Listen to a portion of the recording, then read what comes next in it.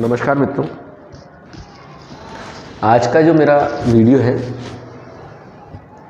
ये एक पंक्ति है जो हम अक्सर पढ़ने को मिलती है, हम पढ़ते हैं, उस पंक्ति पर बनाया गया है और पंक्ति है तेज गति जीवन की क्षति। पहले मुझे लगता नहीं था कि ये सही है या गलत है, लेकिन अब मुझे लगता है कि ये पंक्ति वास्तव में सटीक है कि तेज गति जीवन की क्षति। आज जीवन की इस आपाधापी में हम सिर्फ भागे जा रहे हैं और भागे जा रहे हैं। हम अपनी गति को ज़्यादा से ज़्यादा करके दूसरों से आगे निकलने का प्रयास कर रहे हैं, चाहे वो जीवन का कोई भी क्षेत्र हो। और इस तेज गति से कई बार हम किसी को टक्कर भी मार देते हैं, किसी से दुर्घटनाग्रस्त भी हो जाते हैं। तो क्या हम पलट करके देखते हैं कभी कि हमने पीछे क्या है जो है नुकसान कर दिया है, क्या हानि पहुंचा दी है, या हमें खुद को कहीं हानि हुई है? जब भी सुबह अखबार उठा करके पढ़ता हूं तो अमूमन दूसरे या तीसरे दिन इस प्रकार की घटना जो है पढ़ने को मिलती है कि तेज गति से दौड़ती हुई कार ट्रक में घुस गई और पूरा परिवार समाप्त हो गया। तेज गति से चलती हुई कार ने दो को रौंद दिया। तेज गति से चलती हुई कार या कोई वाहन है जिसे जब ट्रैफिक पुलिस ने रुकने का इशारा किया तो उसने उसे रौंद दिया। ये घटनाएं बड़ी आम हो गई हैं। इन घटनाओं पर नियंत्रण कैसे किया जा सकता है? क्या आपने या हमने कभी विचार किया है इस पर? अगर नहीं किया तो तुरंत आवश्यकता है हमें इस पर विचार करने की। हम तब तक इस पर विचार नहीं करते जब तक इस प्रकार की कोई घटना हमारे साथ घटित ना हो। क्या आपको लगता है कि जो मैं कह रहा हूं वो अनुचित है? हो सकता है आपको अनुचित लग रहा हो। क्यों? क्योंकि एक जो है लोकोक्ति है, जाके फटे ना बीबाई वो क्या जाने पीर पिराई। यानी जब तक स्वयं पर बीतती नहीं है तब तक किसी को उस दर्द का एहसास नहीं होता है।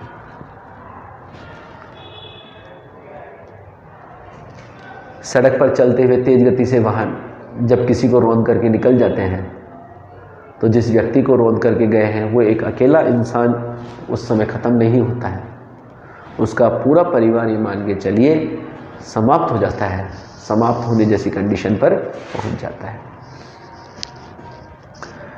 तेज गति से चलता हुआ वाहन फुल स्पीड में, क्यों? क्योंकि हमारे पास शक्ति है, हम शक्ति का प्रयोग कर सकते हैं, इसलिए शक्ति का प्रयोग करने से पीछे नहीं रहते हैं।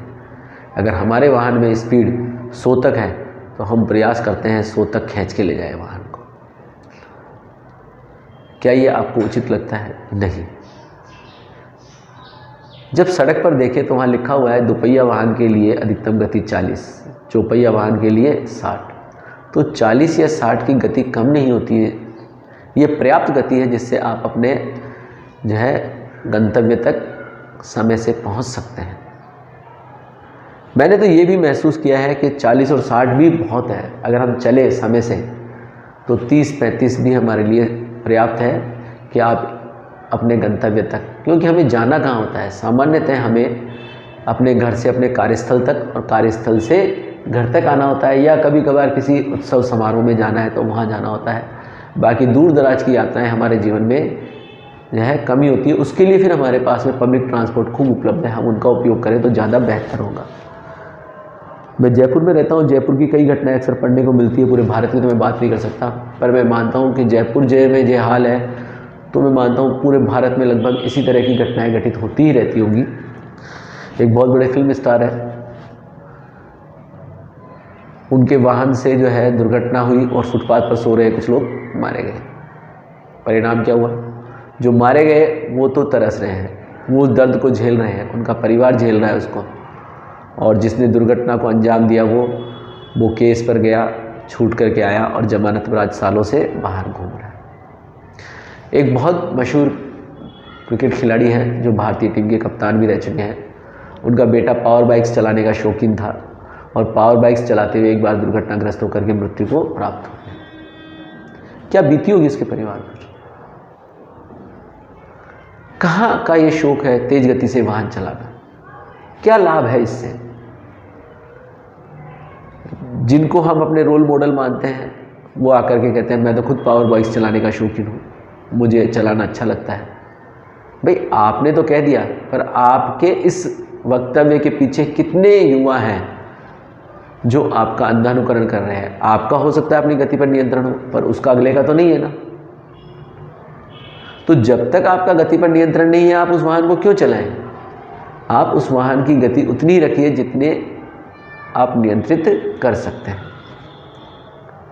एलिवेटेड रोड पर सोडाला पर एक वाहन चालक द्वारा पैदल चलने वाले व्यक्ति को इतनी जोर से टक्कर मारी गई कि वो घटना स्थल से लगभग 60 से 70 फीट दूर जाकर के गिरा और ऑन स्पॉट यानी घटना स्थल पर ही उसकी मृत्यु हो गई। जयपुर में बिरला मंदिर के बाहर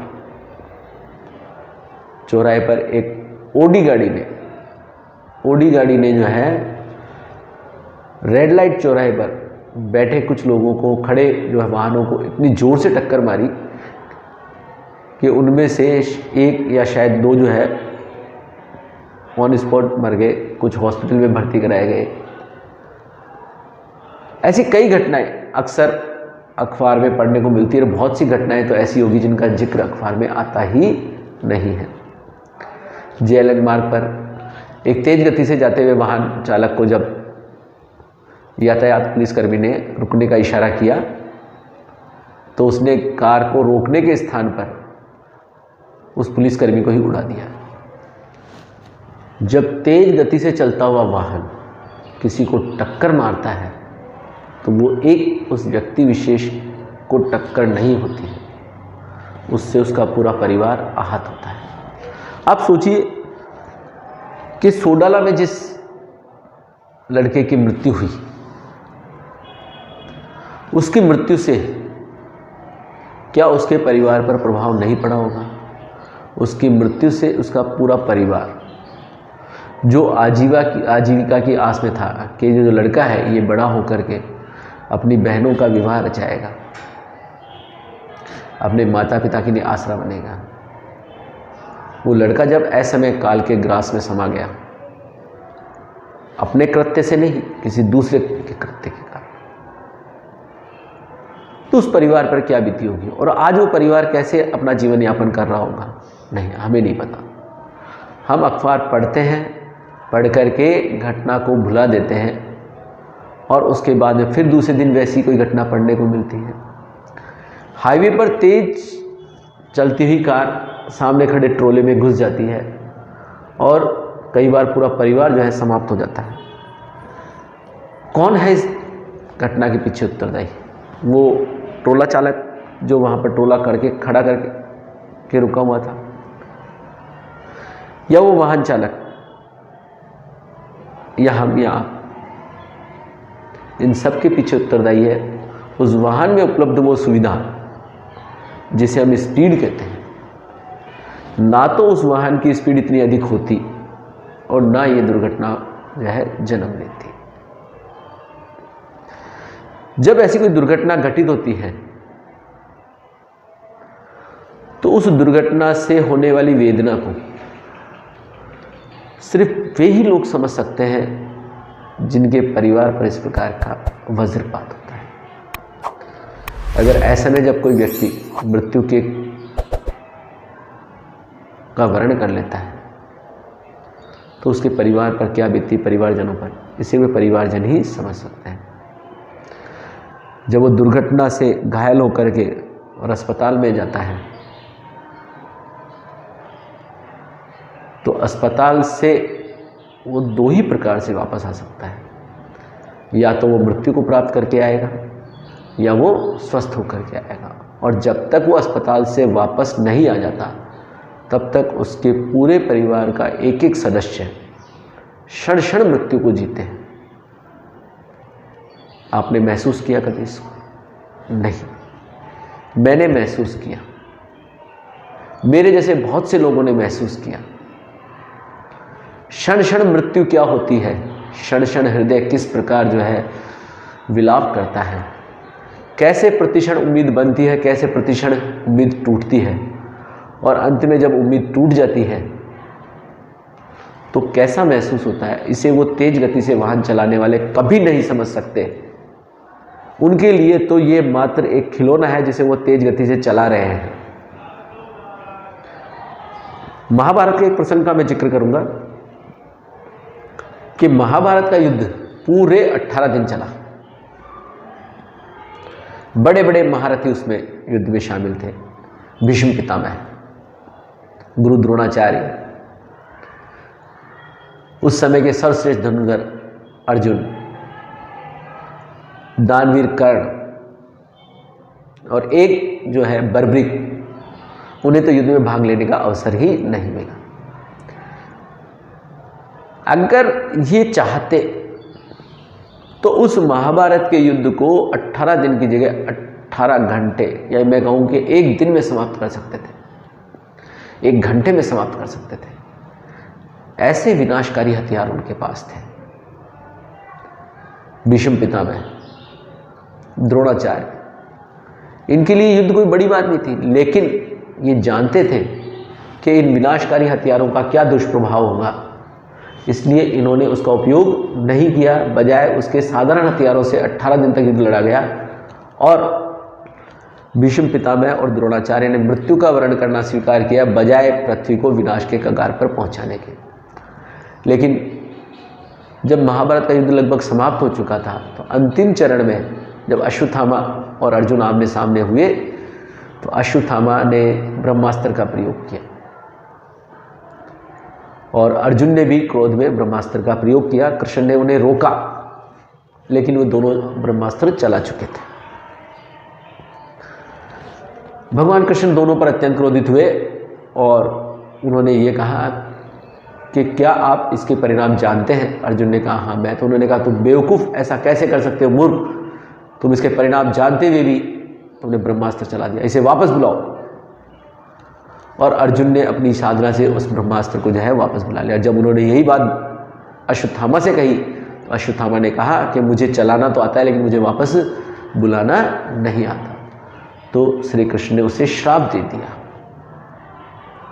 और उस समय उन्होंने एक महत्वपूर्ण बात कही जो आज के समय पर बिल्कुल सटीक बैठती है कि जब जिस हथियार का, जिस शस्त्र का प्रयोग करना तुम जानते हो, उसे अगर साधना नहीं जानते, उस पर अगर तुम्हारा नियंत्रण नहीं है, तो उसका प्रयोग करना मूर्खतापूर्ण कृत्य है।